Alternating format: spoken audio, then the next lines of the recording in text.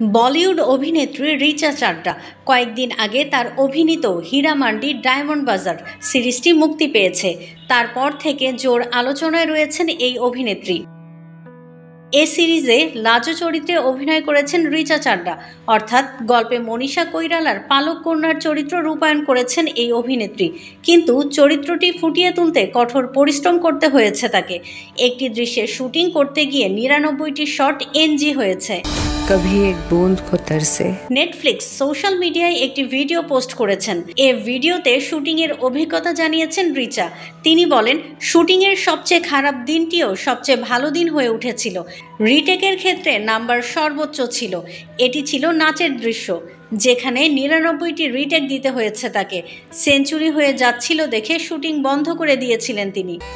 এমন পরিস্থিতি সামলানো মোটেও সহজ নয় বলে মন্তব্য করেছেন রিচা। বলিউডের গুণী নির্মাতা সঞ্জয় লীলা বানসালি মানে দুর্দান্ত সেট, নজর কাড়া লুক। বাজিরাও মাস্তানি, দেবদাস সহ একাধিক সিনেমায় তার প্রমাণ দিয়েছেন। হীরামান্ডি ডায়মন্ড বাজার সিরিজটিও তিনি নির্মাণ করেছেন।